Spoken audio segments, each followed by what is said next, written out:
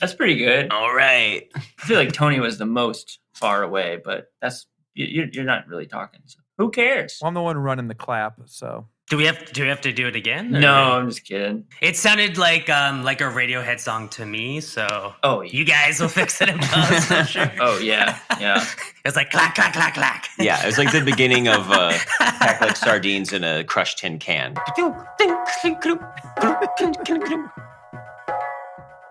It was whatever the song is that's like doom, crack. Maybe that's what it is. I'm not good with song titles, so I'll give you that one, yeah. It's a Hail to the Thief song. I can hear it. Yeah. Because there's claps in it. Okay. Right. Oh, it's the one where he's like, I did it. Yes. That's the one. Yeah. That's my favorite Radiohead album. No, that's pertinent information to figure out what your zodiac sign is, you know? Everyone's always like, whoa, when I say that. So that's a good pick, yeah. Yeah, welcome to the Radiohead podcast. We're going to talk about Hail to the Thief today. It would probably be better than a podcast just on Let My Puppets Come.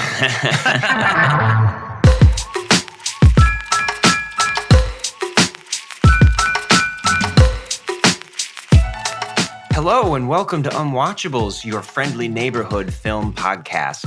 I am Marc Dottavio. And I'm Seth Troyer. And today we are joined by Bob McCully from the podcast Split Your Head to talk about two films that violently tore up the notion that puppets are just for kids. Back when puppetry was mostly the domain of children's entertainment, these movies brought graphic sex, drugs, and violence to the table. They are Peter Jackson's 1989 ultra-dark comedy Meet the Feebles and Gerard Damiano's 1976 pornographic musical Let My Puppets Come.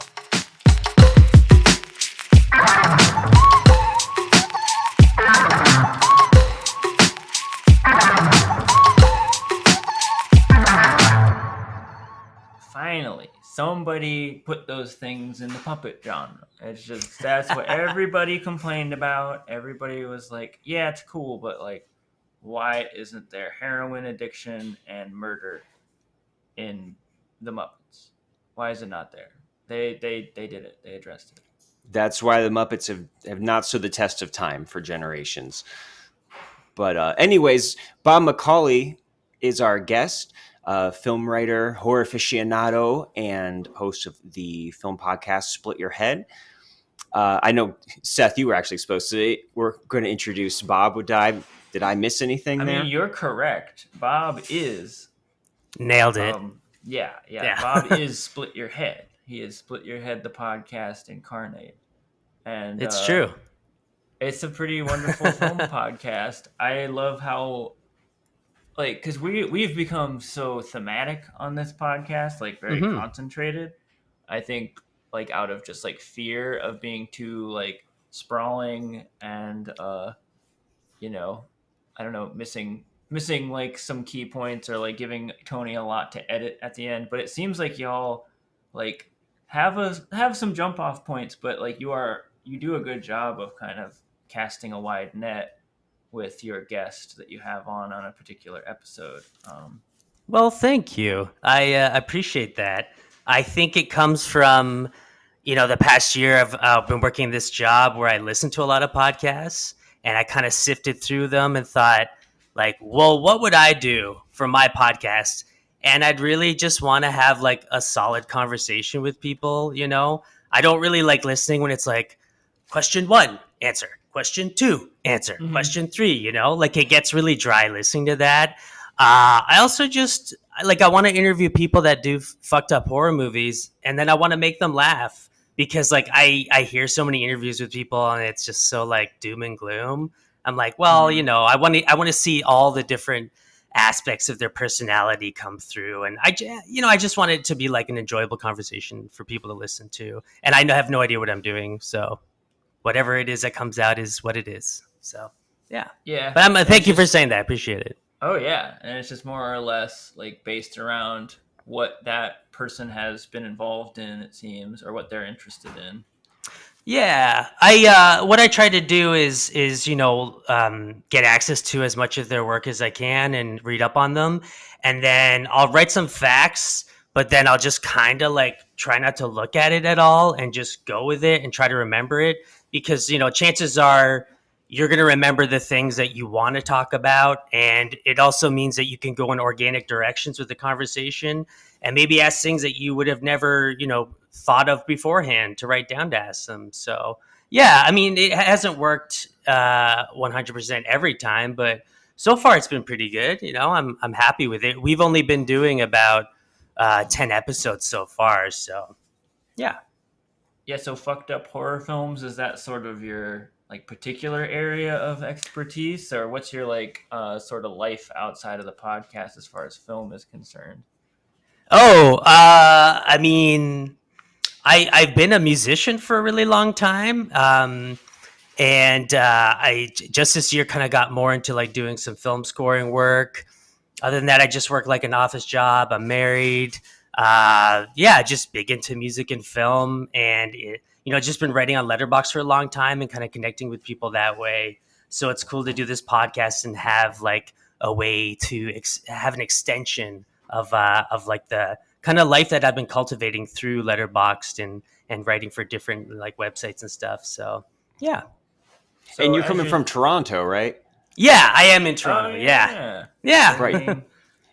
Cool. And I know before this, we were talking a little bit, and you mentioned that you had been to Pennsylvania for some kind of, what was it, a film festival or something that was showing slasher films? You said they watched the Sleepaway Camp movie. Yeah. I can't remember what it was called, but it was at the Mahoning Drive-In in Lehighton, Pennsylvania. And the night that my friends and I went, they did Sleepaway Camp 1, 2, and 3.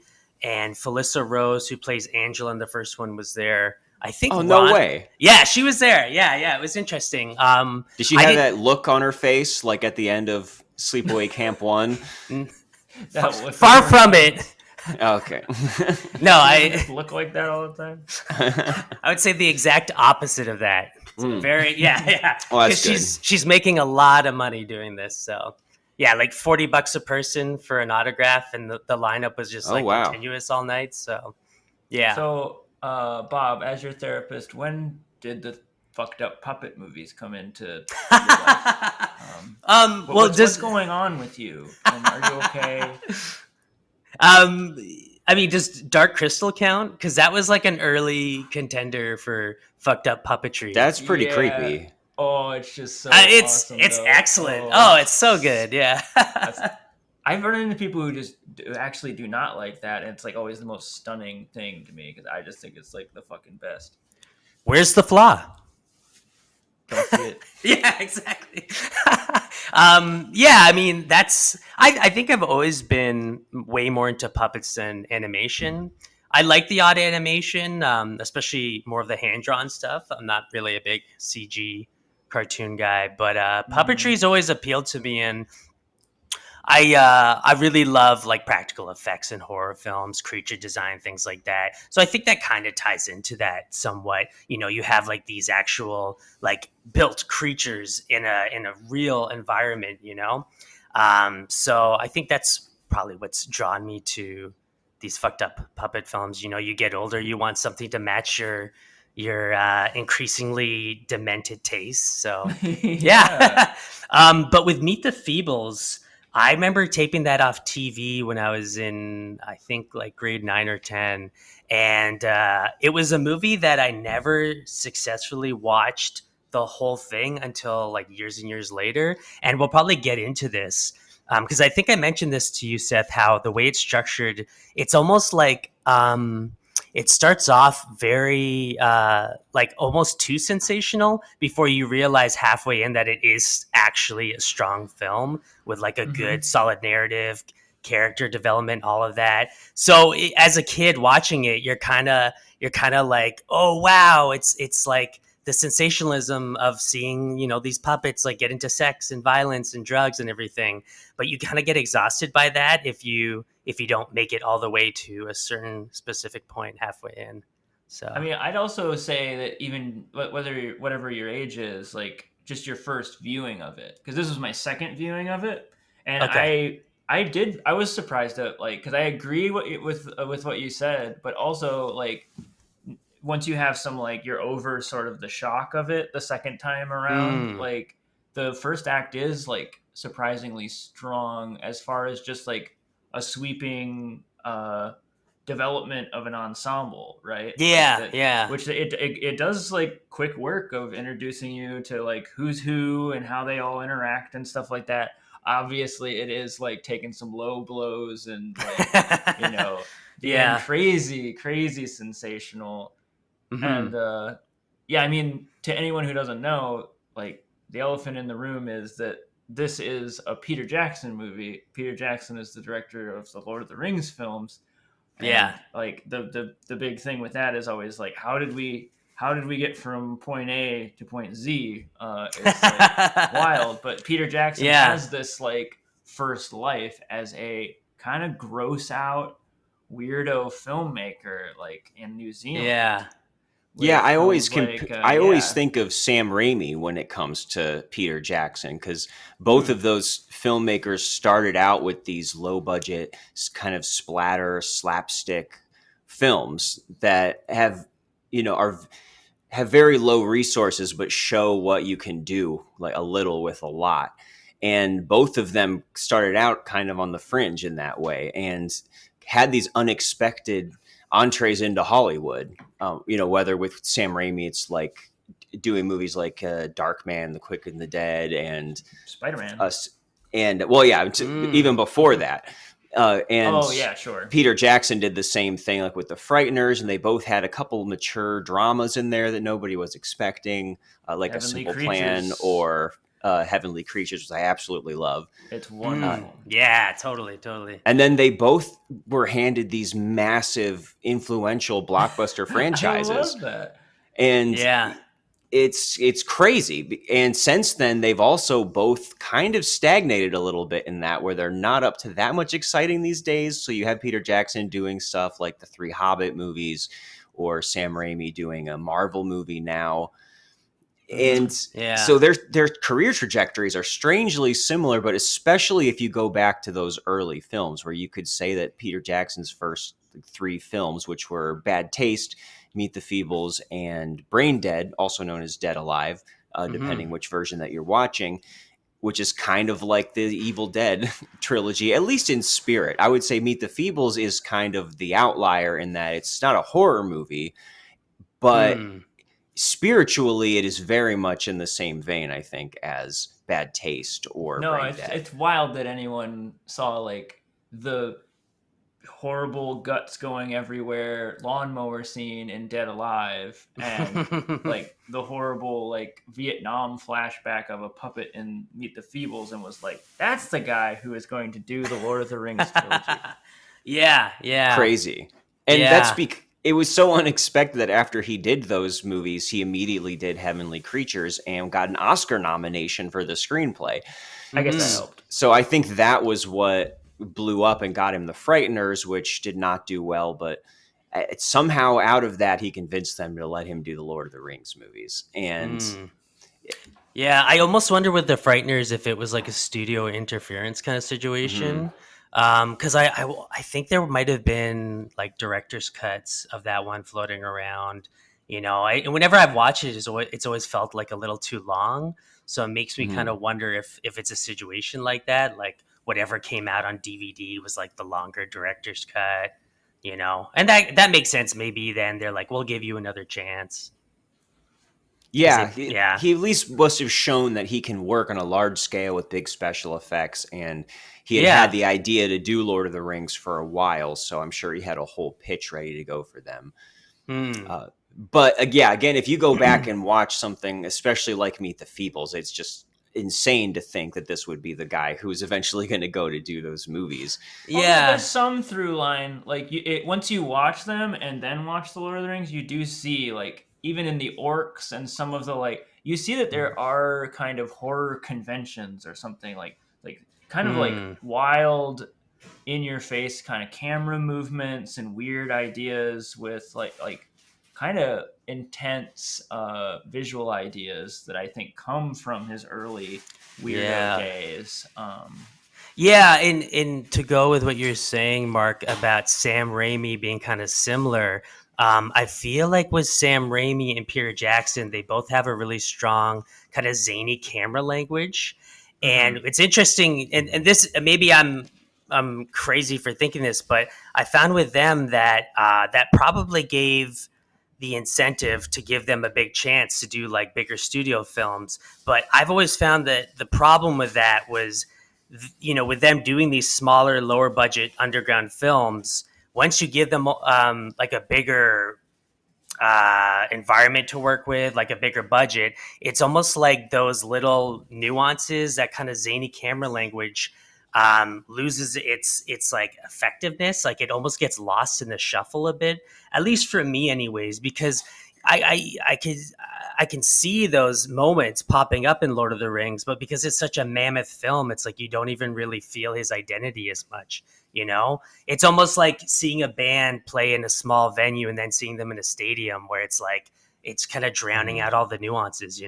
That's at least how I feel about those two directors. I feel like you can see in the first two Spider-Man movies a little more of Sam Raimi than you can see of Peter Jackson, In at Lord least of the as far Rings? as the early Peter Jackson in Lord of the Rings. But that I think that Sam Raimi has a little more of a distinctive style in general than Peter Jackson. But at least in their early films, they really shared a sense of humor, which is very lowbrow often and cartoonish.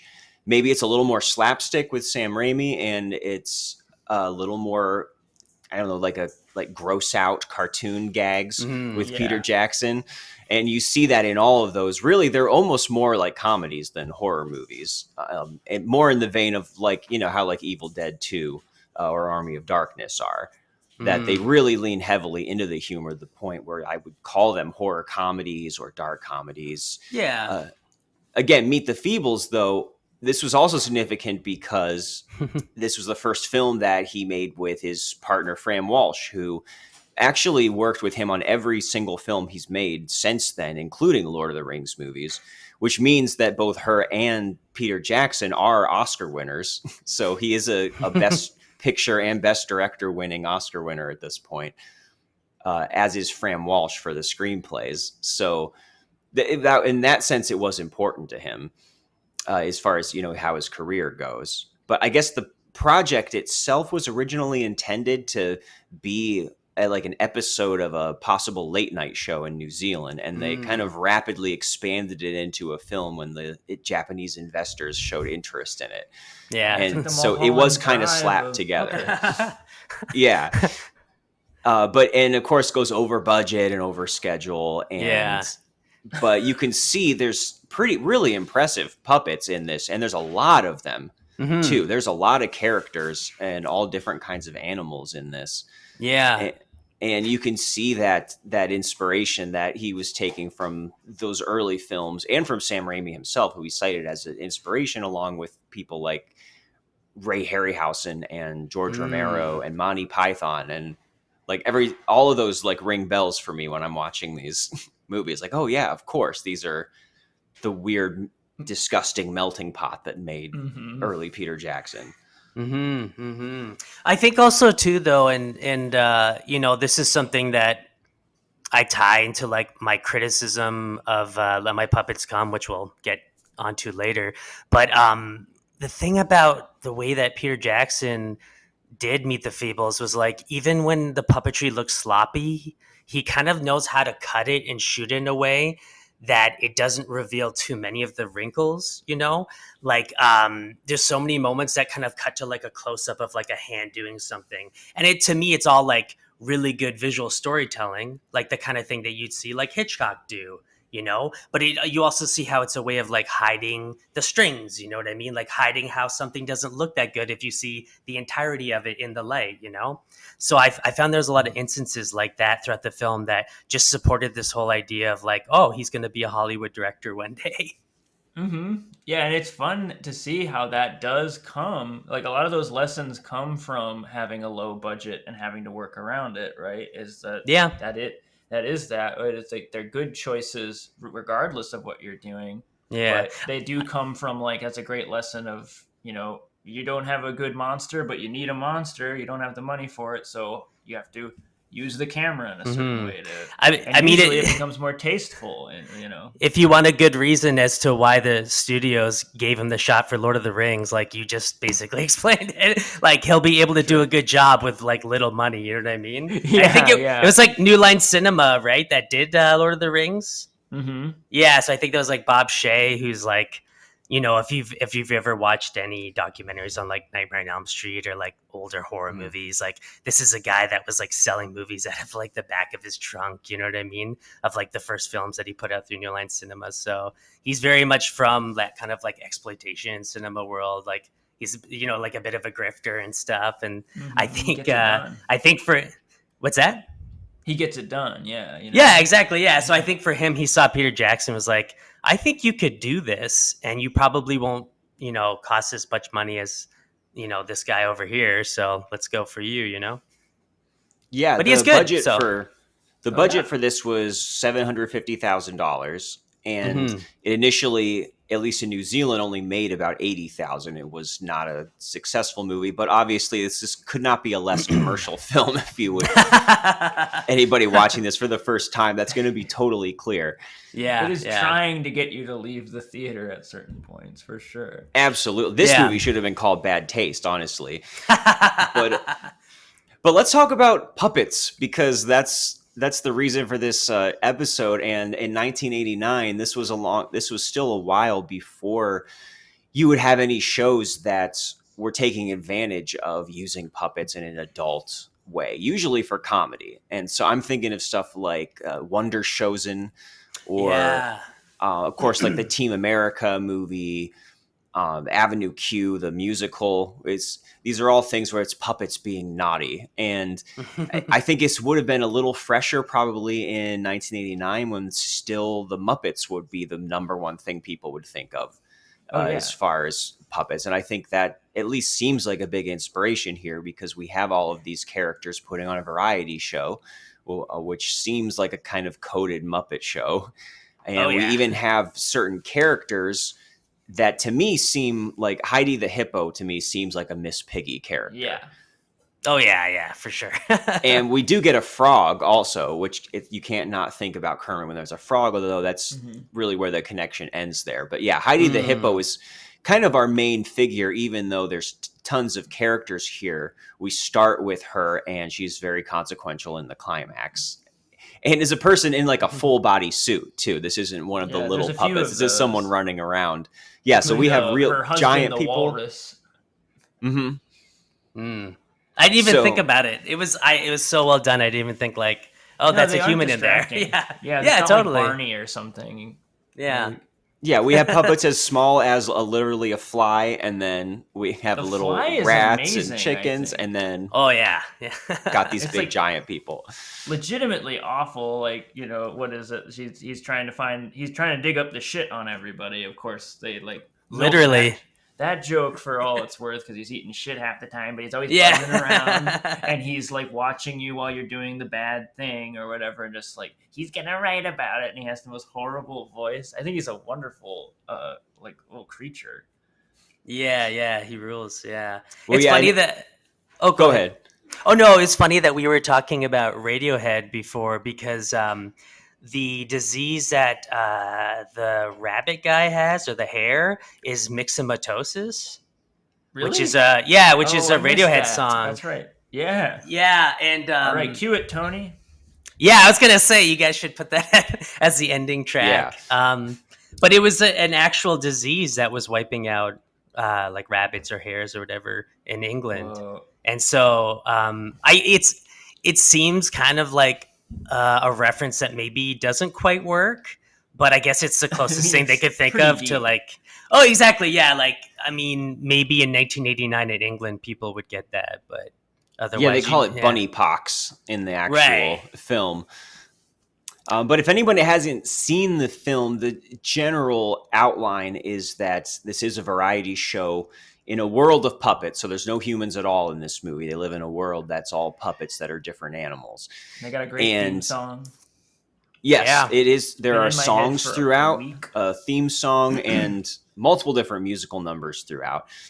And we have all these different characters, and each of them ends up being more depraved and awful and scuzzy than the last. So if there's one through line to this movie, it's seeing how far he can push down into the bottom of the barrel with these. So this is a very viscerally kind of filthy, seedy feeling movie where there's lots of disgusting settings, and there's this fly reporter character who's always hounding them and looking for a scoop, and we actually see him in a toilet eating shit with a spoon. And we've got is it the frog? Yeah, the frog character who's a heroin addict who's always shooting up and is going into withdrawal because he can't get his drugs.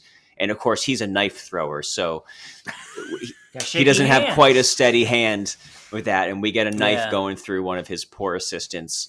He also has flashbacks to Vietnam, which is an interesting interlude that happens in this movie. Where he gets an unwatchable 1.5 for that scene. When it be yes. Wait, what does that mean? What does that mean? I don't know. I just introduced unwatchable points, I guess. But boy, it's just like a scene that ticks it over the edge of like, it is gone even further than I thought it would go, and it's okay, more like cringe with the like Vietnamese stereotype puppets and things like that. It's so garish. Although I couldn't really wrap. It is his like nightmare, right? So it might be exaggerated, but the whole movie's a nightmare then because it's all exaggerated. It really is, because it's just a whole bunch of different characters and subplots leading up to this big night where they're putting on the show and they're trying to get into syndication. And there's a whole bunch of different things going on with each character, from Heidi the Hippo, who is the Miss Piggy kind of stand-in, who is having an affair with, or in a relationship or something with Bletch, which is a great name for the giant walrus who's the boss there, but he's cheating on her with a cat.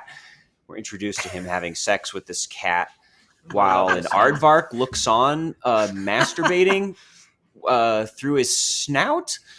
No. Actually, he's looking on at a three-way with Harry the rabbit. See, this is why it's hard to. I love saying these descriptions here. Yeah, because Harry the rabbit is another one who gets what we're led to believe is HIV and has oozing sores coming off of his body. Right.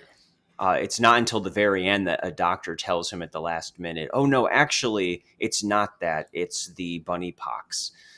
Which is only thrown in there so that he can have a moment of celebration before he gets mowed down by a machine gun.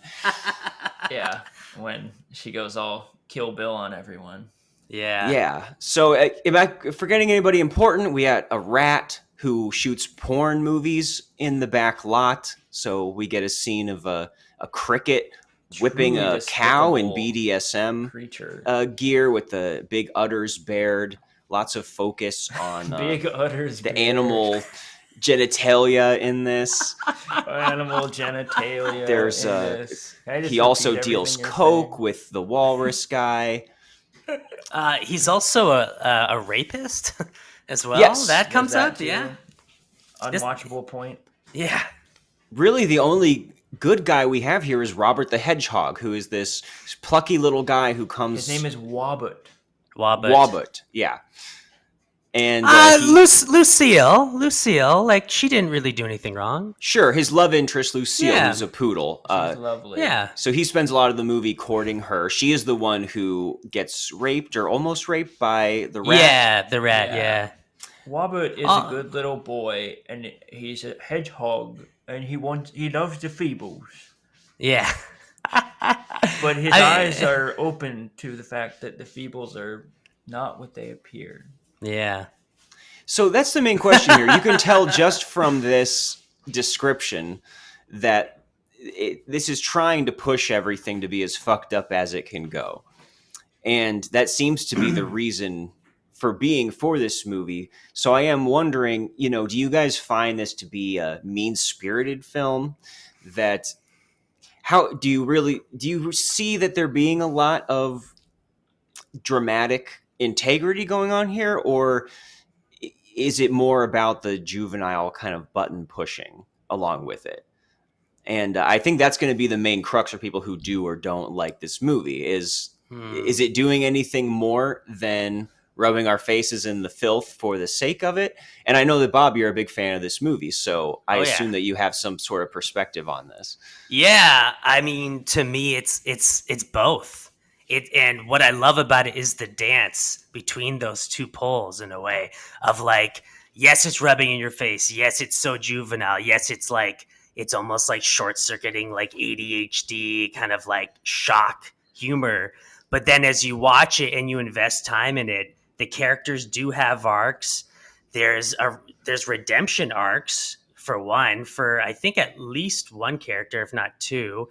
And it all leads up to an extremely cathartic ending, which is sort of to me like what I look for in like any horror film. You know, I need that catharsis, and the whole ending with her mowing down everyone is just such a hell yeah moment that really like, yeah, this is like the icing on the cake. Like, this is how you end Meet the Feebles, you know? So yeah, that would be my answer. It's both. Yeah, in the best way possible. Like we talk, it's the obvious thing that comes up with this is the Muppets, and that's definitely there. But this time around, I like once it got to the bunny, and even the way that Wobbit talks, right? It like bring me to Elmer Fudd and Bugs Bunny, and there is a through line there with Looney Tunes, right? As much as like this is in a like rather like what became a tradition after these like raunchy cartoons and things like that are kind of now like taken for granted or anything. I think there is like a direct through line that isn't just about button pushing. It is like the way Looney Tunes were with the violence, right? Which is just this like it's just pushing it to absurd levels, the amount of just like chaos happening in these cartoons. And I would say that like this also is in line with R. Crumb and Zap comics that were around in the 70s, like post psychedelic, like which were all about like first it starts out looking like a Mickey Mouse cartoon, but then all of a sudden Mickey Mouse's dick is out and stuff like that. Which again like points to a juvenile side, but it's like I don't know. I defend it as being there's something a little bit more to that of like it pointing to a primal want for like some kind of chaos, and cartoons and puppets like have the ability to do that because no one's going to get hurt, right? Like it's very easy to do that. You can tear them apart and do all sorts of stuff to them. And I kind of like that about this. I definitely agree with Bob that like what does save it is also just the craftsmanship. I think that like there is someone who can actually tell a story behind this, which is surprising because it doesn't really beg for that in the resume, right? Like for you to just make someone feel like they saw a fucked up puppet movie, you could get anyone to do that. But as we'll soon be discussing. For sure. Yeah. Well, yeah, and you brought up R. Crumb, Seth, which we talked about him in our Ralph Bakshi episode. That I kind of see a comparison there too, where those movies, the Bakshi films, were ostensibly comedies, like Fritz the Cat and stuff. But I never particularly found them funny. It was almost more like it was just about the transgression of everything and the over the top absurdity. And that's kind of how I felt here too, where it's described as a dark comedy. I don't always think that it's that concerned with whether we're laughing or not. No. And when it is, it doesn't always work. I'm thinking of like, we do have the Nam flashback that goes into this kind of Deer Hunter parody with the Russian roulette scene that happens. And even there, I mean, the only joke really is, look, it's a puppet doing it. And I think that's the main thing you could apply to a lot of the movie. And, you know, some of the humor is kind of like, I'm trying to think of an example. Because there were some things that I did find to be funny. And really the only time that I really laughed was we have this character who's an elephant who's being hounded by this chicken for this baby she just gave birth to, and he keeps saying, so haunting. he keeps saying it's not my kid. This is ridiculous. And then we finally see the kid that he's denying being his, and it's this absurd just elephant and chicken parts like shoved together in like the most literal way. Yeah. So that stuff I like. A lot of the other stuff was just kind of gross to me, like the fly eating the shit. Yeah. And you know, sometimes that willingness to offend, which makes me hesitant to be offended by anything, because it seems kind of useless when this movie is so purposefully just trying to be offensive. But, you know, you mentioned the Viet Cong characters with the buck teeth and the squinty eyes. And my least favorite part was probably the only human puppet in the whole thing, which is this Indian guy. Yeah. Who's like a contortionist and ends up putting his head straight up his ass and rolling around. And that's kind of the level of the overt humor here, which to me seems a little geared towards, like, the viewers who would most appreciate those jokes would be way too young to be watching this movie in the first place. Yeah. Or, you know, Heidi the Hippo, there's lots of her just being fat and eating pastries and trying to hang herself. But, of course, she's too huge, so the ceiling and the floor collapse. And I mean, a lot of those are just, like, they are gross, but they are, like, I don't know, they hit me with a real, like, tragic feel with her. It's like, I almost want to skip them just because it's, not because it's gross, because it's just like, this is so sad and mean. Yeah, I think that's what I love about it, though, is that you do kind of get a wide range of emotions. And I don't know, maybe there's something wrong with me, but to me it is really funny. Like, there are so many moments that I think to most people they would find pretty silly and juvenile, as we've been saying. But to, like, just Marc, hearing you go through the whole synopsis was hilarious. So it is kind of funny. It is kind of odd to me that, like, you'd be like, oh, it's not a funny movie. I'm like, did you just hear what you said? See, I would agree that it runs on exploitation energy, which does mount as far as the humor goes. It's not that any one individual thing is all that funny. It's more just the absurdity mounts, and you just can't. You're like laughing at the fact that you can't believe what you're seeing, and it's sort of that absurd laughter that is like mounting, and just like, oh no, don't do that, please. It's just, but I don't know. I laugh at a certain point. I get on the level or something. Again, not because like any of the jokes are like really well thought out, because they're not really. That's like, and that's part of the point. Like, most of the time, they're like jokes in Airplane, which are like set up to partially make you groan, right? Yeah, it's like part of the squirm factor is that the jokes are like not funny on top of you seeing something horrific. Like, they're all just kind of spectacles to me, you know what I mean? Like, that's kind of the language of the comedy in this film, is it's all just spectacle driven. There's no real like cleverness to it, but it's all just like, oh, this like giant elephant pissing all over puppets because he had to hold his bladder for the whole show. Just like a lot of silly moments. But I think it is kind of what you're saying, Seth, of like the way it's sort of all kind of connected together. It's all edited so quickly that it becomes something that you kind of just catch a wave with. You and just enjoy the whole like package of entertainment that the film has. You know, and just to speak back to the Heidi the Hippo thing, like, I totally agree. It is like super fat phobic. At the same time, for me, I feel like I kind of connect to her character. Like, out of the film, I really get the like she's, I don't know, like the cipher to me. You know what I mean? Like, I bond with her character watching it. So it's almost like I don't take it in offense, partly because like everyone gets ripped apart in this film. Like, there's not really one person that isn't made fun of to some degree. It's like everybody's on the chopping block. But I mean, I think that's probably the kind of excuse that's used for like most comedy these days. So I don't know if that really holds any ground or anything, but yeah. And I could see, I do think that some people might find this to be kind of a bummer, even with the comedy element, because there is a big element of that. I mean, whenever you have, you know, the rabbit with these sores literally bursting pus like out onto the mirror, And eventually he's being it gets harassed by a fly that is Right. very annoying, like objectively annoying, like. and the suggestion that it's AIDS, and then along with this guy who is Yeah, that's so terrible. this frog who is jonesing for his fix and just Yeah. getting increasingly disgusting as time is going on. And of course, like, we do real have despair. Like, this Yeah. climax that Bob was referring to, which again, we're going to spoil everything here. So if this sounds like a barrel of laughs, shut off the podcast now and go out and watch it. there you go.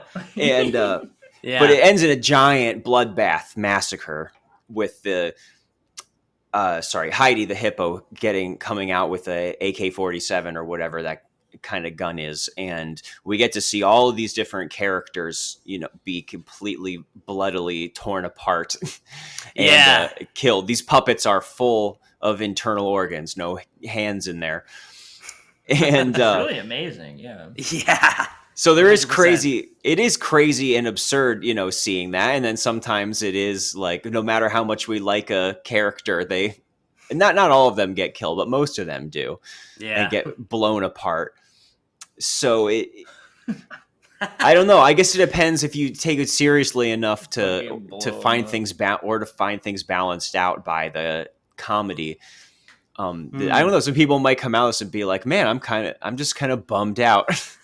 From this. I definitely feel that. I feel exhausted and bummed out, and it's not all like in a great way at all. Like, I don't know. Yeah, it's like, I don't know. Sometimes it is.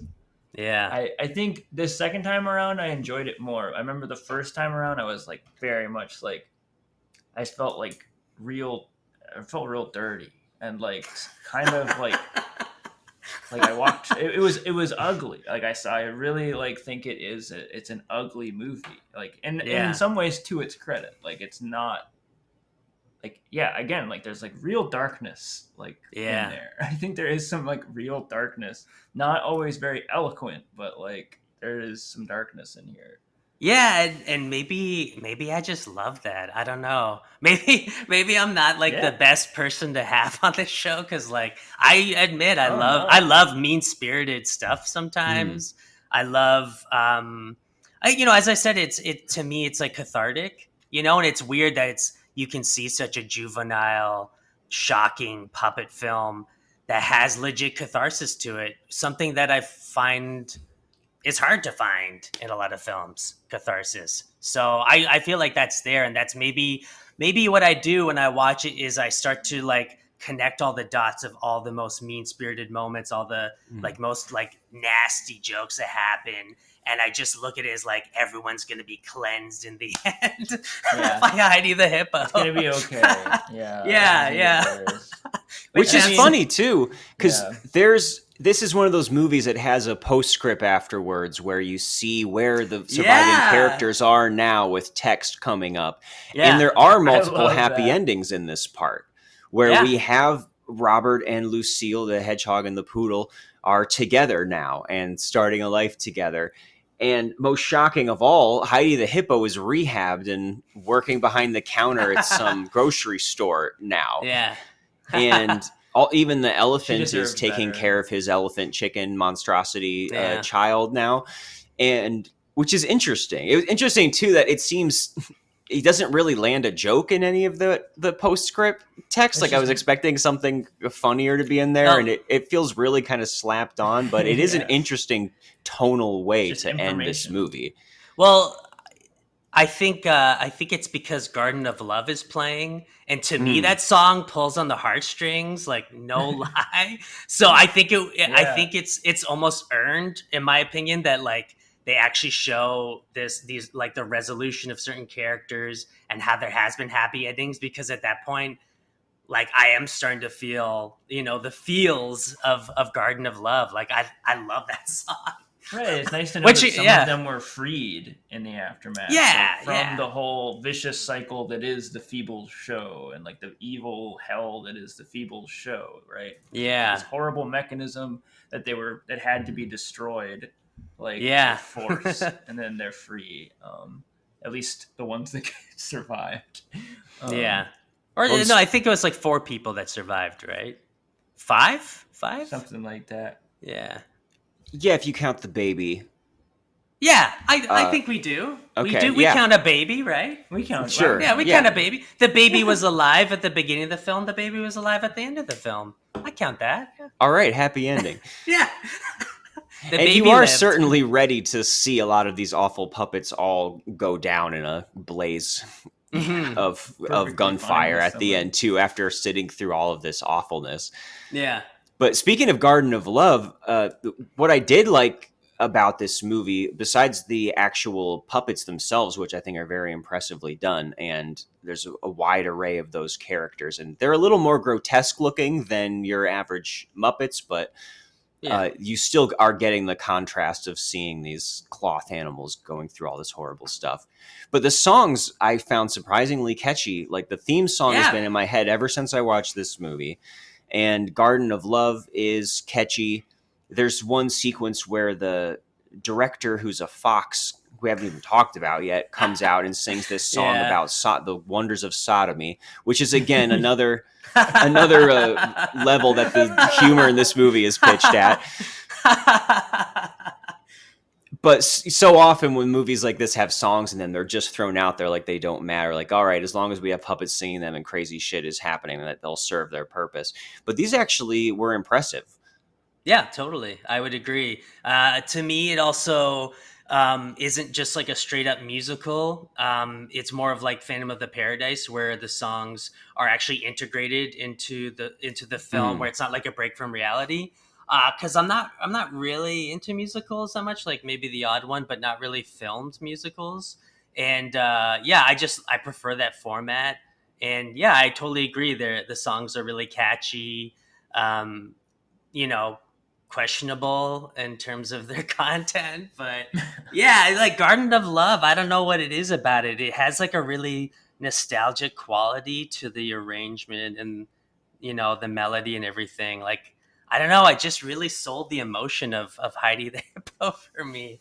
Right, which isn't that something that they do clearly see that is an important aspect of something like the Muppets or even the Mhm. Looney Tunes. Is like they do have a show. They do like it is based around them doing song and dance, right? And Yeah. that means that like there should be something there, and that's important. Mm-hmm. All right, well, I think this is a good time for us to Let's sum blow up this our one thoughts away. here and decide whether you would, would, if you could unwatch the movie, which as usual, Usually it's can't. pretty clear where we are with that at this point. Yeah. I would like to give Bob the last word on this. So why don't you go first, Seth? I mean, I don't have much to say other than like what I've already said, and if you want to hear it, you can skip backwards and hear it again.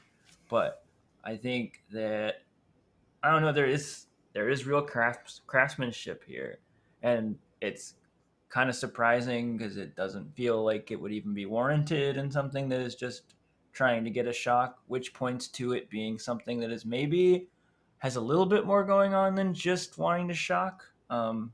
Even if it's just a want for, I don't know, some kind of base level chaos or scribbling on a page kind of stuff. But I do think there is there's real emotion that is like surprising here. Again, I think it would be easy and understandable for a viewer to be pretty fatigued by even the midpoint of this movie. I would challenge you to like try and stick it out because I do think the ending is cathartic and fun, but even then you are left with kind of like this empty feeling of like despair kind of or something, which again is like interesting and unexpected.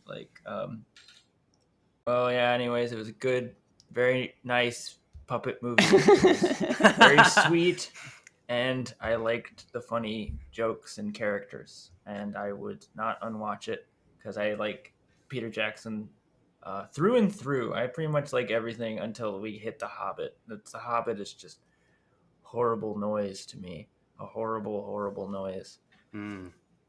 and just like CGI dwarves falling down a hill for such a long time.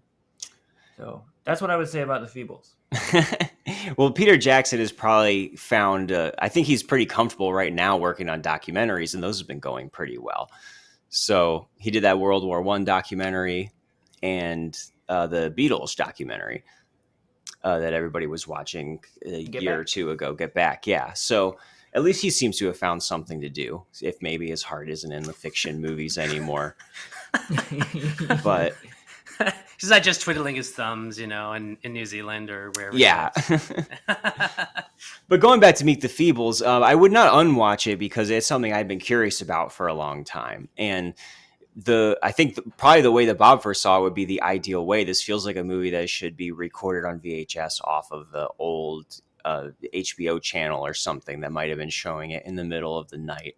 And although you and I watched it on like 4K YouTube, you can just watch it on YouTube. Yeah, it's like kind of a nice upload. I was really amazed. It felt wrong though, like what you're saying. It should be like really scuzzy VHS. Yeah, and Peter Jackson himself is working on 4K restorations of his first 3 movies. So I'm not sure when those are going to see the light of day, but he definitely has the technology to clean all that stuff up now. But yeah, fun is not how I would describe any part of the experience of this movie. But really the main thing was that, there's a lot of characters and subplots and stuff going on in this movie. But to me, there's really just one joke, which is, can you believe the crazy shit these puppets are doing? And that and I can't. Yes. And for 90 plus minutes, I think is a way to stretch that joke if you're not being generous or you're being just a cold hearted crank like I am. So, but it definitely is something that makes an impression, and it does have the courage of its convictions for taking things all the way through to the end. So as kind of a found object, an artifact that's out there, if you want to see what it looks like to have puppets go through every gauntlet of depravity that you could possibly imagine, this is what that looks like. And so, have at it. But Bob, maybe you can take us out on a more positive note. It's hard to say because I'm sure nostalgia has affected my view of the film. I feel like I, in a way, grew up with Meet the Feebles. And maybe then my tastes are shaped by Meet the Feebles. It's not that necessarily I was mean-spirited and loved vulgar comedy. It's that it was instilled in me at a young age. But with that being said, revisiting the film, for like the millionth time, I see so much of Peter Jackson's like insane talent, and it's in so many of the frames in that film and so much of the creativity. And I know that, like, as you say, Seth, that it's, or Marc, that it's like running through the gauntlet of so much depravity, but I feel like every instance of that is really like well sculpted and really like original in where it goes, But at the end of the day, you're absolutely right. It's such a juvenile and shocking experience, and one that I definitely wouldn't unwatch. But at this point, I'm gonna wait till that 4K comes out because I have seen it way too many times, and my DVD looks like shit. So I really wish I watched the YouTube 4K that you guys watched, because it's right there. Yeah, it's like but I have the DVD, right? So yeah, I didn't think of like streaming it. I got a crappy DVD that I bought 20 years ago, maybe. So yeah. Well, it's a great film. When the grid goes down, you'll always have this movie with you. Exactly. Yeah. No one can ever take it away. Let alone me. Last generation. There were once films that looked like this. And in a way, a less depressing experience than the 3 Hobbit films. So, yeah, do with that what you will. Which I haven't seen. I mean, Lord of the Rings is great, but I think that's where my love for Jackson stops pretty much. And I really have no desire in revisiting those films, but I'll definitely, throw on Heavenly Creatures and Dead Alive and Bad Taste and all of his early work. I think that all of that stuff is fantastic. He went too mainstream. I know. They get high. They get high off it. I don't know. They can't come back. But I mean, yeah. The thing about it is with both of these movies, and this maybe is a segue, is just that we can't really comprehend, like, being from our generations, like, just how weird it would be to come across something like this. Like, I don't know, at least for me, like, I was just already inundated with Adult Swim at like an early age, of just like, oh, cartoons doing things that cartoons aren't supposed to be doing, and they're being naughty, and that is part of it, and it's wild. That was already, like, very, like, kind of permeated the culture and stuff. It must, yeah, it's just something that, yeah, I don't know. Yeah, I don't know what it must have been like. It would be interesting to talk to someone who, like, saw the Feebles, or, like, grabbed the first Zap comics, you know, in the 70s, right? Like, it just must have been a whole other, like, real shocking thing that you kind of can't go back to, like, right? Yeah, to be fair, if Meet the Feebles is mainly one joke, like I was saying, that might have been a much fresher and funnier and unexpected joke to be had at that time, which you're right, we can't really get that time back. We can't. And No. I don't know if we want to. But Yeah. yeah. And then Well, oh, sorry. I mean, yeah, how do we want to somehow make these puppets come? I don't know. Well, it's funny that you mentioned that, because to go along with this segue here, I think I read that Let My Puppets Come came out the same year as The Muppet Show? Yes, I read that too, 1976. Okay. Wow, that's bizarre. Which, That is really weird. the Muppets, So there had been a can't few... even be, like, really much of a riff. I mean, the movie came out first, right? Or did the show come out first? The show came out before the movie. Yeah. But Oh, they so it had was, like, been in shorts, I believe, or in like, there were a couple, like, test episodes that had been shot in years prior. right, sure. And the idea of puppets, in entertainment was, like, a real thing. You know, it wasn't. Yeah. No, And- but it is interesting. Yeah, you point to the Muppets instantly, but yeah, it would have been too early. And Saturday Night Live started in 1975, which had Muppets on the original, at least the first season, if not the first two, although they were these kind of different, more adult-oriented Muppets. But I believe it was Jim Henson who was working on them, and it didn't go over very well. They got rid of the whole puppet thing. Yeah, they, like, didn't get along. It's, like, funny. Like, the comedians were, like, mad at the puppets for stealing their thunder or something. I remember reading in the Jim Henson biography that I read. It was just, like, kind of funny. One of the writers What? famously said, "I don't write for felt." Yeah, it's like they Wow. were lowering themselves or something. Like, But I didn't yeah. know that. But still, puppets, I'm sure, were still mostly associated with children's entertainment of other kinds. But you're right, this isn't as a direct Muppets riff as Meet the Feebles is. This is No. also a pornographic film by Gerard Damiano, who directed Deep Throat, as well as The Devil and Miss Jones, which we covered on this podcast on our Golden Age of Porn episode. So right. the real context you need for this is that this is smack in the middle of that golden age of porn, which roughly is 69 to 84, and this is 76. Yeah. So we have, and this is from the guy who made the most successful adult film during that period, which was Deep Throat. So and where else interesting. do you go? Yeah, here. this You was make what the was puppets left. come. Yeah. And he saw an itch and he scratched it. It's like, why?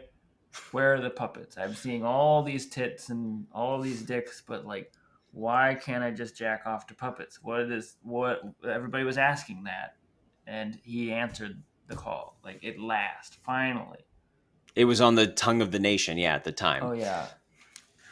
But the other crucial bit of context is that this is a parody of a musical, an actual musical called Let My People Come, Right. which was a, like, off-Broadway I didn't get that show far. from, like, What? I think it ran between 74 and My 75. God. And that itself is this apparently sexually explicit musical with song titles like Everybody Loves to Screw, Come in My Mouth, and the Cunnilingus Champion of Company C. So I've not heard That any makes of it these so much songs, weirder. What? but apparently that's what the title at least is a reference to. And that's why this film is a musical in addition to a pornographic puppet film. So there's a lot going on here. Right, And this not is a when they real start musical singing. with multiple Yeah. songs that take place within the reality of the film. And so, yeah, this is a 75-minute happen? long puppet porno with songs, which arguably I might say peaks in the opening credits because it has that old reliable scroll of porn actor names, which I always Yeah. find amusing. Yeah, they're always Yeah, I'd funny. agree. John That would- Bulge or yeah. something, you know. That was the funniest and the only funny part at the same time. I think I might have to agree with that, actually. Yeah. Because I you have think the that was, like, normal yeah. porno names like Connie Lingus and Peter Erection. But Mhm. Oh, yeah. the ones that really got me were Clark Gobble, Clitoris Yes. Leachman. Oh yeah, that was good. Who yeah. that puppet is doing a Clark Gable like impersonation kind of throughout the movie, I think. Mm. And Roberto Vassolini, and then probably my favorite, which is Agnes Moorehead, with just with a dash there in the middle. I just don't understand that one. Can you unpack that? You one? have you have to know your old Hollywood movie stars, I guess, for that one to make sense. But I don't No. watch movies. Yeah. I yeah, don't know. and so from that Um, point on, the plot is basically these four businessmen who need to come up with $500,000 in a day or something and figure out that the easiest way is to make a porno.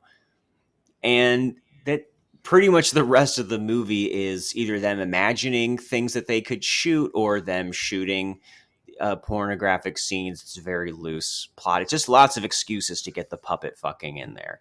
And boy, is there puppet fucking. We got... But the strangest ideas, though. Yes, the first sex scene is between a puppet woman and a puppet dog that has sex with The her. very first one. Yeah. You need to there's a- see that red penis coming out of that dog and going into Yeah. that felt lady. Yeah, and it gets... No, go ahead.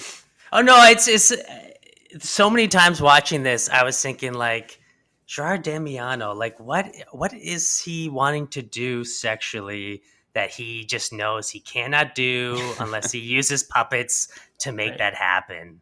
You know, like that's just how it felt watching this movie.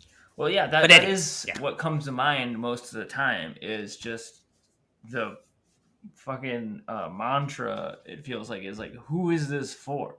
And what is this? Because when I heard about it, I assumed, okay, there must be some kind of sizzle to this, right? Like, okay, it's a puppet, but he still is like rolling on top of like a sexy lady or something, which only happens like once in this movie. Yeah. The rest is all just like puppets, and sometimes not even like like they're not even humans most of the time. There's like a scene where like they go out of their way to make like a blowfish that blows people, and there's like nothing sexy about that really in a greater sense as far as like pleasing the average audience.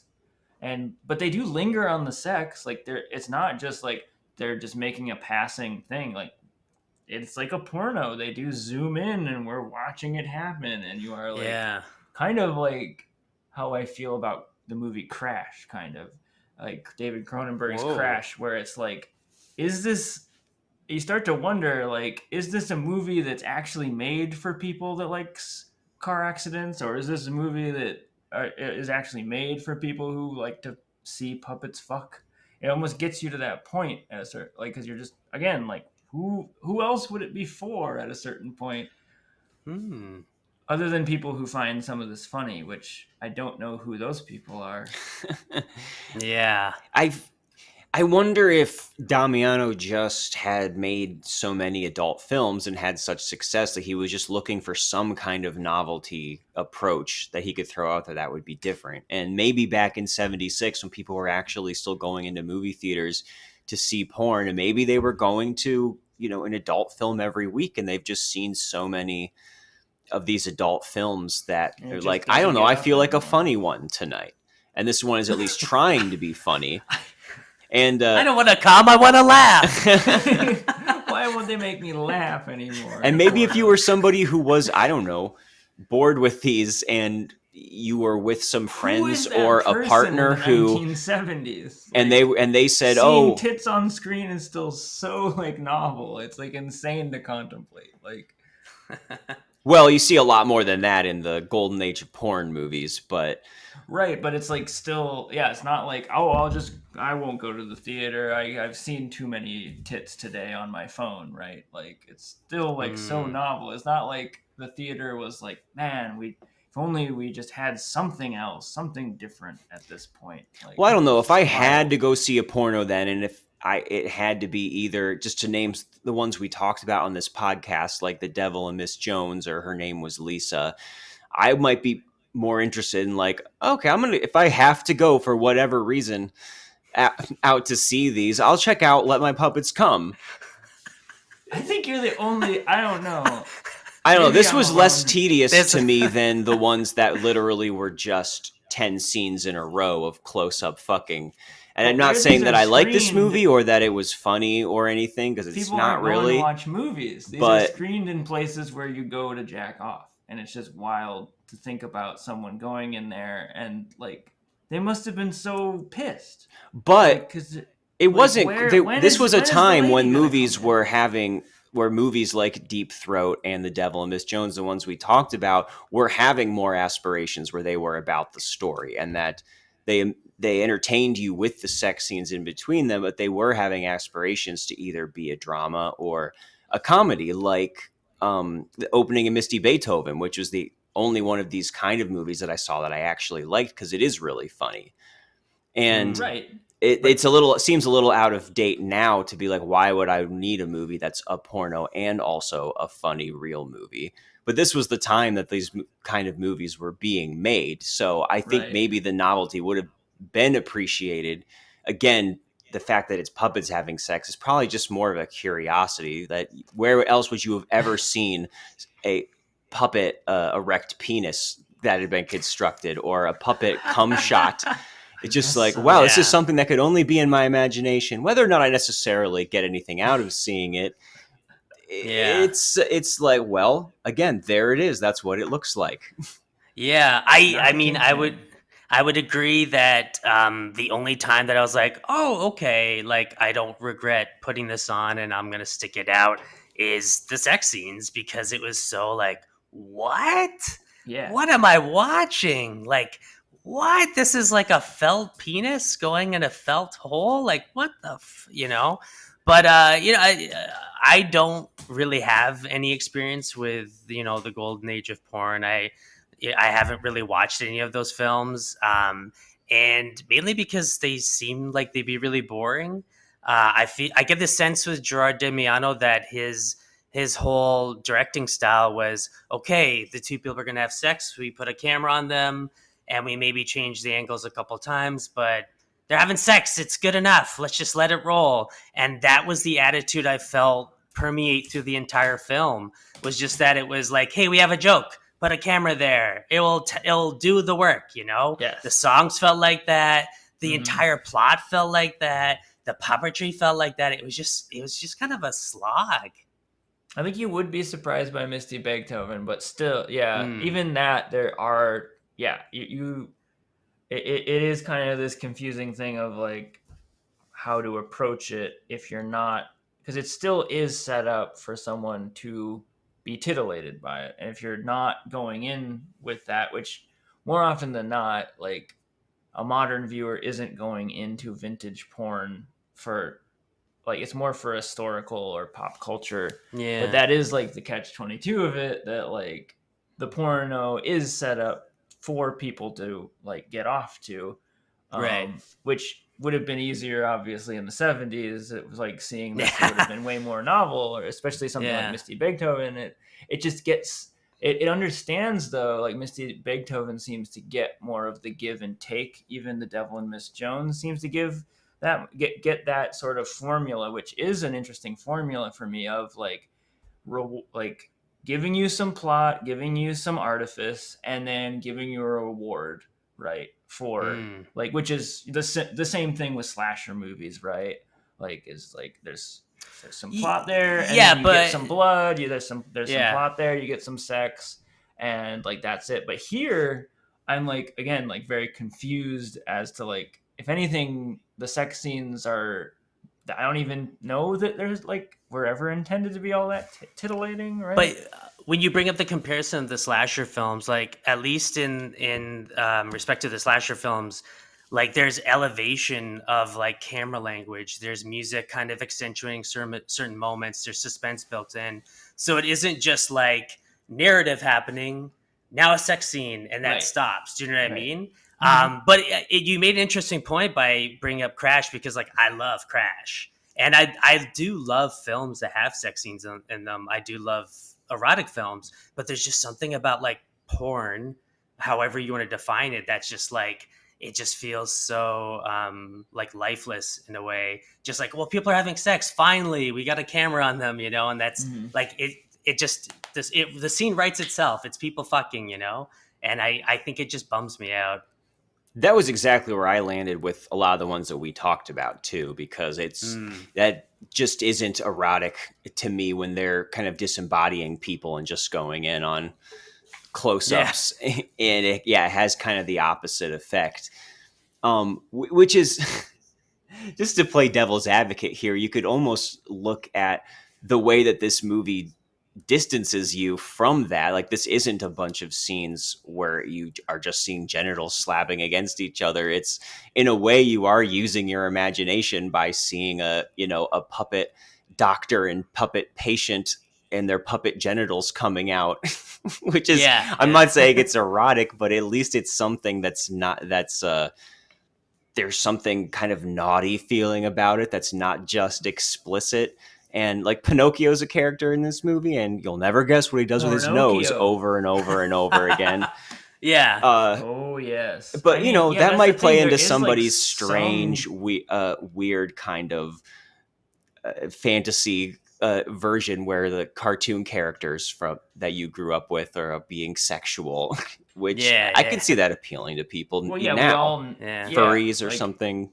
I mean, whether you like it or not, you've like bumped into it somewhere on the internet, probably, like that form of porn that is like very pervasive. Like Geppetto's a character too, by the way. Just that's one of the more interesting things. They get him to actually make people and put them together. So we get Geppetto sewing a bunch of cloth dicks. Which, I don't know, that sounds funnier than it plays. If this movie was funnier, that would go such a long way. It's not funny, right? That's the biggest part. That's the biggest part. There's like certain moments where you're like, this is almost good, where like the scene where he's painting the puppet and the puppet starts talking. Like, I was like, oh, that's really cool. I've never seen it's like a very meta scene. Do you guys remember that, where he's like painting the puppet and the puppet starts talking like as it's coming to life? I'm like, that's a cool idea. Like, that's, in a way, that's like kind of like Toy Story-ish, you know what I mean? Of like these things coming to life. And then I just remember watching that scene, and I don't remember what happens after, but it just kind of goes nowhere, I was like, oh, okay. They didn't really continue like a strand of an interesting idea there. It was just like, that's a gag, okay, That's kind of how it feels, But I mean, the biggest thing I can say as far as creativity goes is like the sexual creativity here, which are just like none of the scenes just go for the obvious, which would just be like two puppets having sex. Like one of the weirdest scenes, like they just get weirder and weirder. And one of the like weirdest scenes is like the one like British puppet who seems like almost asexual at a certain point, because like one of the few like real human beings, like this naked lady, is like shaking her tits in his face, and he just doesn't get it. He's like not into it, and he's like not interested until finally like he whispers in her ear, and she's like, "Yeah, weirdo." And then he like puts her underwear on his face, and then wants grapes thrown at him, and he comes as like the grapes are being thrown at him. Wait, is that not normal? We don't all do that.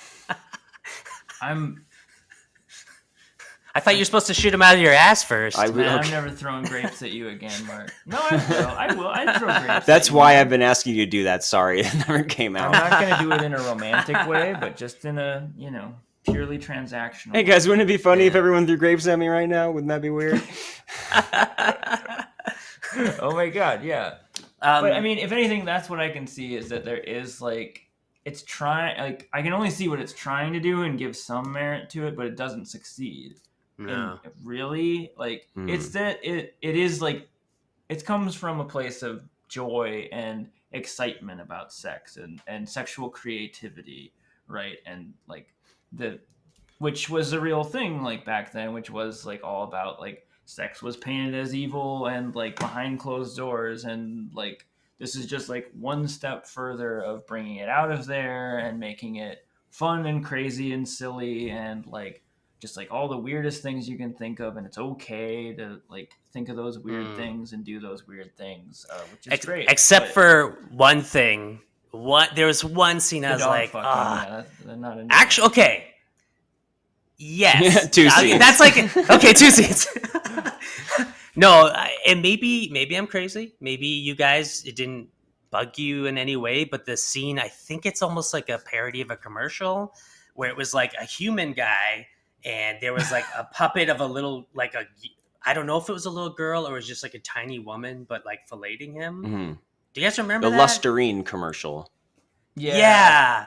That really bugged me. And it felt like the moment where, okay, maybe the puppet isn't intended to be a child, but it felt really that looks like a little small person, small kid. I don't know. That was the one point I was like, okay, fuck you, Gerard Damiano. What is this? No, that's a fine point. It didn't register to me necessarily, but that is one of the things about this, that every once in a while you're I don't know, maybe the dog is a joke, but maybe it isn't, and I don't know how I feel about that, and I especially but I do know how I feel about something like that, obviously, I don't know if there's something like that of he's trying to slip things through that he couldn't get away with, which is kind of I don't feel good about that, or the X-rated commercials are not a high point. Those are they're really shoehorned into, and the one before that is for sweet fish vaginal deodorant, and it's just yeah. And right, for a second I think it's interesting, it's gonna turn into Putney Swope with puppets or something, right? But it's I don't know, it doesn't go anywhere. It doesn't have a next step. And there's some jokes about a woman puppet turning out to have a penis, and she nobody's perfect, and Geppetto accidentally giving one of the females a penis and then cutting it off, and that's obviously has not aged well, and also is just not working great inside of the movie. This is just not a comedic filmmaker, really. No. So a lot of them are very easy jokes, or the only ones that kind of came close to working for me were still kind of groaners, and they're totally off to the side. Early on when the businessmen are talking to each other and they're trying to figure out how to make money. One of them's let's sell real estate. One's too risky. Well, how about heroin? Too much government competition. And I'm that could be that's pretty good, actually. Yeah, about a third tier Woody Allen joke or something. Yeah, there you go. But besides that, it's more just the spectacle of a musical number where it's a singing penis and a singing vagina. Okay, or dancing vagina, and that's that's kind of cute. Yeah. The penis puppet, when he slowly rises up, I don't know. I did start laughing. I don't know. There's something about I think something about the penis's eyes. I don't know. It's the glitter in the penis's eyes. I just started laughing. That's great. Never look a penis right in the eyes. Yeah. Well, I mean, it's hard not to compare the two films, but I will say, Meet the Feebles at least earns most of its intended comedy, whereas, for me, Let My Puppets Come was mostly a laughing at kind of experience, or just laughing because of what the fuck am I watching? You know what I mean? Of just Like the Yeah. puppet sex scenes going on for so long. Like, what is this? Yeah, and the weirdest scene in this movie is Geppetto wants to quit or something for some reason. Who knows what the hell's going on in the plot? And this black lady puppet comes in, who's literally in the credits as just Black Girl. And she comes in and sings Everybody this else gets the song to innuendo, Geppetto, yeah. which I believe it's called Smile, and it's just this upbeat, completely regular song that you It's might wild. hear Terrible. on like an AM radio station maybe in the 70s. She was a good singer, though. It's like a good singer. She's like, I don't know who she is, but she's like the only good singer in the movie, I think. But there's no joke that No. she sings the whole song, and then it starts showing footage of a beach with kids playing and seagulls So and a guy walking his dog. And again, there's no It's just joke to miscellaneous this. footage It's that just somebody like shot. stock footage, and it's kind of weird too, spending all this time on Yeah, little kids playing in the middle of this totally. porno. I got really scared. Yeah, there was like kids and dogs, and like I was just like, I don't know what I'm about to see. Like, do they even know that they're Smile. in this movie? Yeah, that I totally forgot about that. That creeped the shit out of me. Yeah, like let's just the golden rule, like no children should be in a film like that. The interlude just tonally is so completely Yeah. inexplicable. Right? Yeah. Like they thought they might actually have a hit with this song, so they just wanted to shove it in. And the puppet is weird too. Like she doesn't have any eyes and has human hands, which kind of creeped me out too. The singer Sure, yeah. keeps holding up these human fingers, and Oh man. I don't know what to make of that except for just incompetence, really.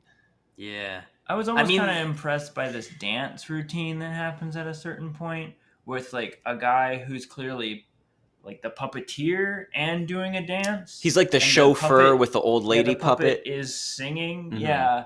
If Mhm. any, like that was almost kind of a cool thing just to watch, like somebody like puppeteering while dancing, and like I don't know, he was really strange too. He was like, it almost looked like he was doing ventriloquism, but Yeah, he kept like I- almost like his mouth was moving, but it was clearly it's a all pre-recorded clearly dubbed song. in. Yeah, I don't know what the point was. I wonder what that guy's deal was. Like, this is a real puppeteer, maybe, that they got in, and he was super excited to show off his skills, even though they weren't needed. Yeah. And his eyes blinking at weird times, like it, and Yeah. one closes and the other closes. I don't know what that was about either. I didn't catch that. Yeah. I wish I did. That sounds pretty funny. Yeah. Watch it again. No. Fine. But yeah, most of the humor is more like Lusterine or, So traumatic? we find out that Mr. Big, who's threatening them this whole time, is a little person who gets carried around by somebody. He's not big. And that was just a groaner. Yeah. So And the acting was all terrible as well. The songs across the board were pretty bad. Would you guys not agree? Yeah, the songs Yeah, I were would pretty agree. bad. They were fine. I mean, It's no they're Meet only the bad in Feebles. the context of being, Exactly. like they're not about anything. They don't feel like they fit. They're just like random songs, kind of, that just kind Yeah. of plop in. I don't know. I was a little impressed, maybe because like the bar was just so low at a certain point, at some of the like porn girl actors that came in. Like it seemed like they were maybe at least having fun with the lines or something. I guess I was a little surprised by that. they probably couldn't believe it. Like, today I'm doing my porn shoot with puppets. Yeah, all I have to do is throw grapes at a puppet. Like that, absolutely, yeah. Give me the check. Yeah. Yeah, it is interesting that I marked it. It's like 42 minutes in before an actual naked human appears in the movie, when Right. that bartender Which- who's dancing. I can only Yeah. imagine like 90% of the audience has left at this point to like sneak into another one or jack off in the alleyway instead. What did they think they were getting if they bought tickets to Let My Puppets Come? I mean, the title says it all, Yeah. though, really, Man, right? I thought this was going to be the hottest movie ever. Yeah, you fucked up. It probably was his way of like going into a different style of filmmaking, but using the only thing he knows, which is making porn. Mhm. I think that's the thing about Gerard Damiano is like I would say he's a porn maker, but I wouldn't say he's a filmmaker. You know, there's a distinction there. He might have to. Right. He might fight with you over that.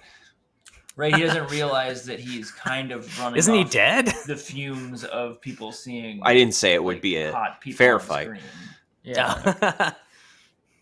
Yeah, you're right. And I'll just make this my final thought on the movie, which I wouldn't unwatch. Can we talk another hour about this movie? I mean, I could write a whole I have textbook on just this So movie. much to say. Really?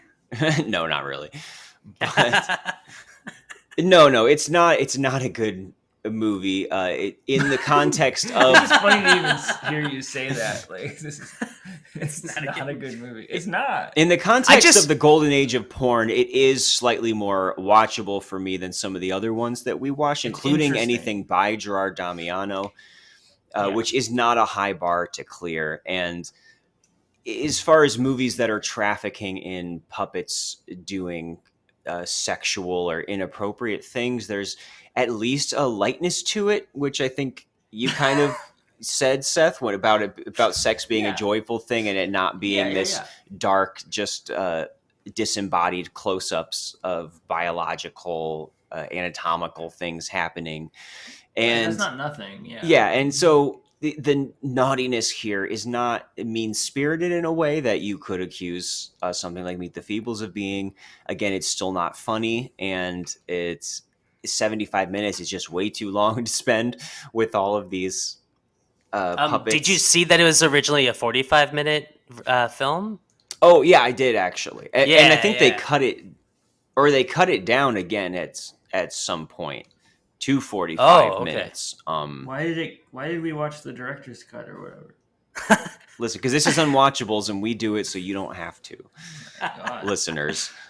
What parts did they cut out? I don't even know. All the human stuff, Yeah, which anything- I would have preferred, personally. Sure, yeah. Sorry, continue. No, Spare that's some- pretty much spare where some of I'm the at. But humans. what about you, Yeah. Seth? Would you unwatch this movie? I don't know. It's like interesting as a relic or artifact and stuff, but I don't know that I would ever actually watch the entire thing. If not, like, just scrub the whole thing and be like, oh, weird, that existed.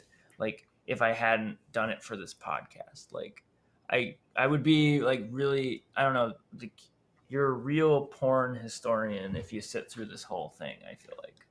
That's us. Because, again, there's not even some sort of... Yeah. I know, I think we're real porn historians now. I think that's what that means. Great. Because, yeah, there's not even... Do I have to like- put that on my resume now? We're all getting an It'll honorary help you a degree in lot. the mail after this. Yeah. Oh, great. We're really just trying to help you, Bob. Sweet.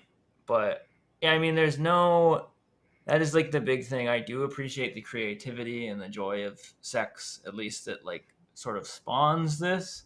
I do think it's like a director going out on a limb and giggling the whole time just doing something for the hell of it, and it's not fun in that way. And it doesn't make good on the promise of a porno, which, it apparently bills itself as. I don't even know if it is billing itself as that. It just is like maybe just by association, and by like the fact of like how the scenes work out and how it's all laid out, but it doesn't make good on being anything that a horny person would have fun with. Or I don't know. I haven't met that. Hey, speak for yourself. I haven't met that person yet. We don't king shame on Unwatchables. I don't care. Yeah, fine. Amen. All right. Well, what about you, Bob? Would this get an unwatch? You wish you just hadn't wasted your time on it at all? Oh, I might be a Oh. light unwatch on this at least. Hmm. I don't know. I could kind of take or leave the actual sitting through the whole thing. I think just on principle, I can't say that I would unwatch this because I am still drawn to the idea of puppet pornography. Like just the concept in itself of puppets having sex. I'm like, if you put that in a movie, I am going to want to watch that. Doesn't mean I'm going to like it or recommend it. I'm not going to watch it though. And I mean, I'm that joking, quote but is also going obviously to help you in future job interviews. I'm thinking so, that, yeah. I think. But I have wanted to see this for a few years. Like I'm a pretty big fan of Vinegar Syndrome, the company that put the Blu-ray out a few years ago. And so seeing that they put it out, it looked really interesting. And so it's been on my watch list for a long time. And so I if I didn't watch it for this podcast, I would have seen it at some point. Mhm. So for that reason alone, I can't say I would unwatch it because I would have always needed to watch it or something. I don't know. Yeah. Yeah, I just would never recommend it. Yeah. Well, our puppets came and went.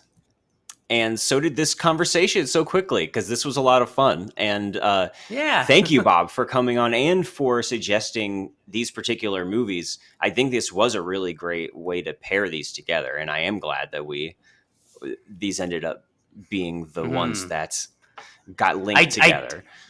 I did also recommend to Seth, though, Marquis, which I think is actually a decent puppet film that's based on the works of Marquis de Sade. So if I would recommend checking that out. I do like that one. That one is super weird. Obviously, it's Marquis de Sade. Yeah, that's on YouTube. You can watch that. All right. There's enough material out there for us to do another puppet sexual deviancy episode. Excellent. I got more than that. Seriously. That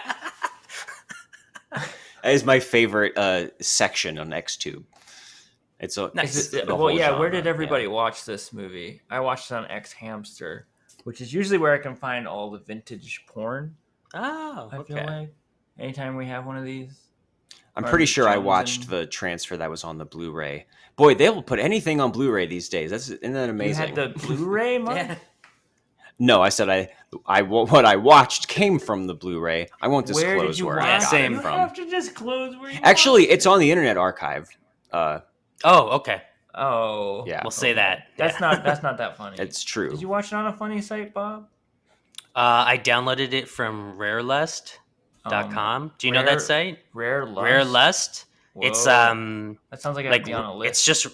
It's rare films mostly, but it does have a lot of like erotic films, like Japanese stuff, things like that. But you can find just like spaghetti westerns and giallo and stuff like that on there. But it's mostly puppet westerns porn. are on X Hamster. A little bit of puppet porn, yeah. A little bit. They gotta make money, right? God. All right. On that note, Bob McCully, you want to find him on Letterboxd. That's just under your name, right?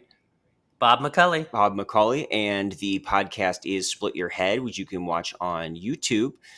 And see, do you have anything exciting coming up that you want to let people know about, or anything going on with any little more teases? Episodes?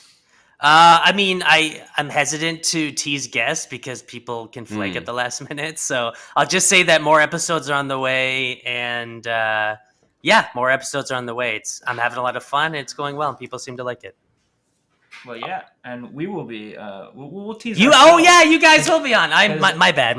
We've committed, and we will not. That is true. And we will be on the podcast. Awesome. Yeah, that's going to be a lot of fun. Which is very exciting. And Tony, do you want to come on too?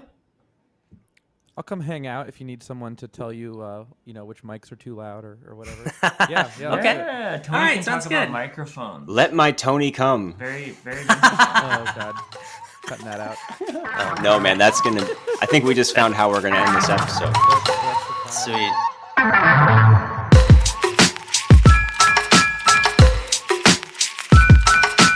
Unwatchables is produced by Tony Scarpitti, hosted by me, Marc Dottavio, and Seth Troyer, with artwork by Micah Kraus.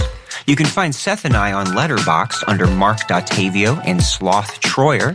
You can also check us out at unwatchablespod.com for links to our Twitter and Instagram, or support us on Patreon for bonus content and to have a say in what we watch. Thanks for listening.